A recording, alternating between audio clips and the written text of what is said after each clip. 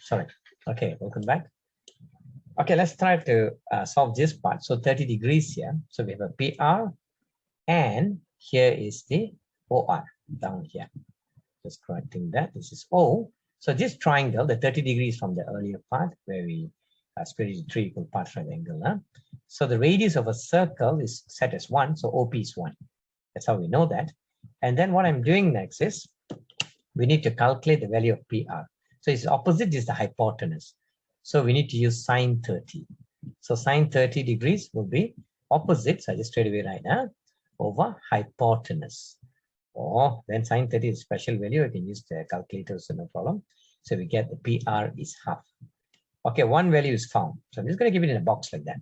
So we know that we found this. So I put an arrow there to indicate the parts like we're doing. Okay, PR is found. Now, how about QS and RS? So we hope for similar thing. QS, right? QS. Okay, QS also we can do the same thing. Looks like it's quite analogous. So I'm just going to change the color and draw so that it's contrasted. So it doesn't look so, what do you say, horrible or, difficult and all that.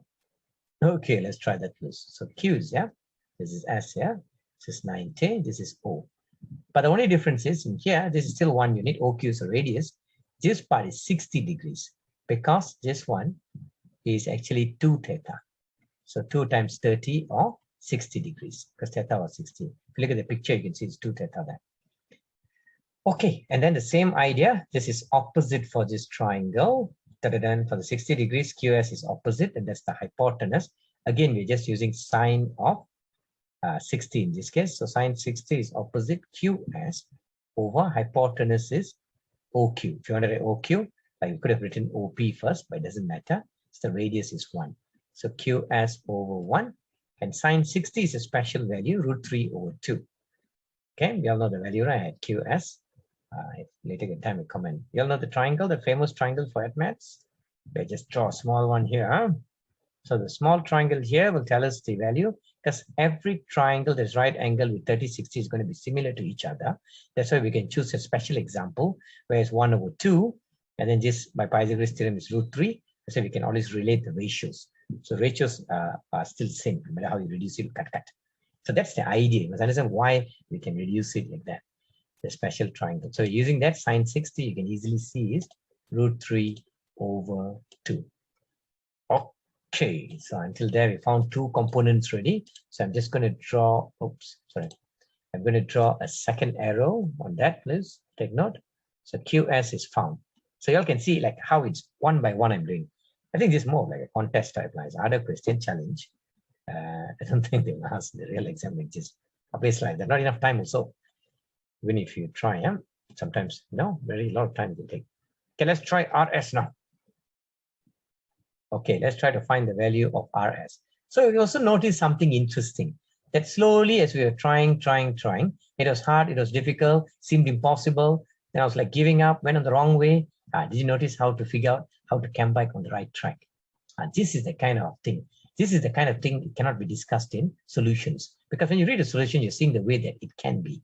But you could have gone that path. So how do you retrace? And why did I retrace? These are the points that can only be taught through a lesson. So that is why I emphasize these things. Like, yeah, I take a very natural path to it.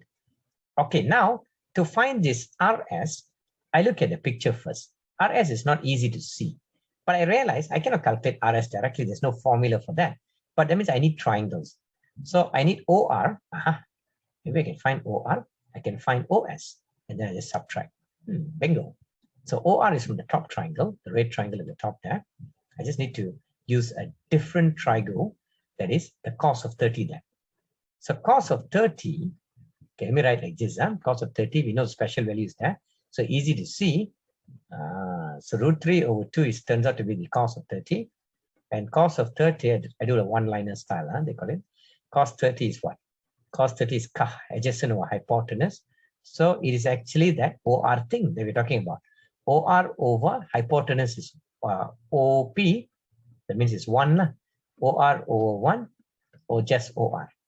Okay, I'm just going to do the second line likewise so that we get familiarize ourselves with the same technique. So similarly, down there, the only difference is now I'm going to do cos 60. And then cos 60, looking at which triangle, in this triangle. So maybe I'll give a name now. So the triangle in triangle OSQ. And this one, I'm just going to put along that line. Please take note that this is triangle OPR. So you're seeing how even more complex geometry problems just have more steps to slowly play around and think and all that. So cos of 60 will be adjacent OS over hypotenuse OQ. Oh, now you know already OS or 1 or just OS. So I can find OR and OS. Then I use the fact, the straight line fact. So the length in a straight line. Let me just put like that. Mark this in blue, so we know we're talking about that. So RS is equals to OR minus OS. Okay, length in a straight line. So I just write straight line. Oh, I see. This in a straight line. What? Okay. Then we use the two colored things that we found. OR, the red color answer. I just mark like this. Please take note. OR is all the way to the left. You can see √3/2. Aha. How about the OS part, please? From here. So just do a bit of an arrow for this to signify the OS part. So it is this side. And realize this value is all the way to the left is half. So minus half. Then we realize now that we can calculate the value of RS nicely. So RS is √3 minus 1 whole thing over 2. It's quite interesting. So √3 minus 1 whole thing over 2. Okay, then here I'm going to simplify all these values here. So half the PR is from where? So now I'm going to show all the arrows and substitute. PR is half. QS is √3/2.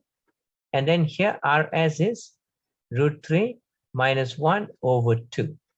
Then outside there we got this weird looking pi minus 3/12. They'll notice that. So if I were to draw arrows just to like merge it from where each values. So the PR comes from here. This is the PR. Where did the QS come from? The QS comes from this part. This is the √3/2. RS come from where? RS came from here. Aha. Then we have nice difference of 2 squares there, as you all can see. Meaning that you're going to simplify this algebraically. In a real exam, you don't have time to simplify, means it's okay. At most, you may lose 1 mark. Okay. So √3, but don't waste time until like no time to do other questions, even contests or even this kind of thing. Okay, a square, a plus 1, √3 plus 1, √3 minus 1, a plus b, a minus b, a square minus b square. And then the denominator is just 2 times 2 here, because we're 2 2s, please take note. Then this is just copy, pi minus 3/12. This is just simplifying, nothing else I'm doing here, just simplifying this. So then this becomes, let's see the right number, because you can see the squares cancel off. So √3 square is just 3, 3 minus 1 is 2, 2/2, 1/4. So it becomes 1/4, right? My calculations are correct. Please double check. 3 minus 1, 2, cut, 1/2, 1/4. Yes, 1/4. And then this side, then I realize now that we should have just left it as plus pi/12. Just remove that. Minus, minus what? 1/4. Another nice cancellation, isn't it? What a nice coincidence. Must be some famous result. That means, okay, the 1/4 minus 1/4. And then it turns out to be pi/12. So what fraction of the circle is not yet done yet? This is if the area of the pink. So I'm just going to write that part back in pink.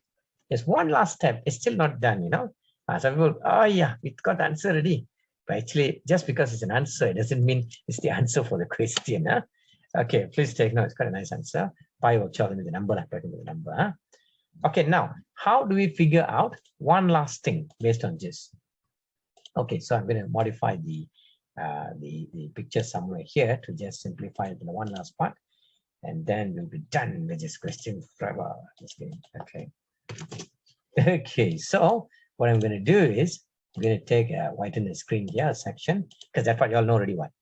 So let's say we just whiten off this middle one. It's not necessary really. Okay. Okay, just to write and put it here, so you can understand me. Okay, the area of the pink one and this one.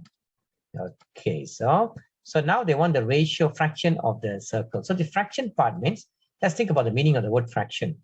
Fraction means what? It's a ratio of the area of the pink divided by, with respect to the circle, area of circle. So we're talking about the area of the pink divided by the area of the circle.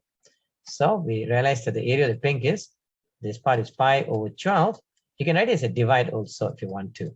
So divided by area of circle is pi r square. R square is what? 1 square. Remember the radius was kept as 1. So I just put a note here just to recall that part. Aha, this is pi r square. Okay, please take note. R was 1. We assume the R is 1. So if you didn't assume R is 1, what would have happened? You'd have had an R here and an R here. The two R's would have cancelled out. That's all. So pi over 12 now is almost done. Times 1 over pi on this question. So yay, we can cut the pi. And we realize this is 1 over 12. Or the fraction answer finally is, surprisingly, we can actually get a nice rational number, which is 1 to 12.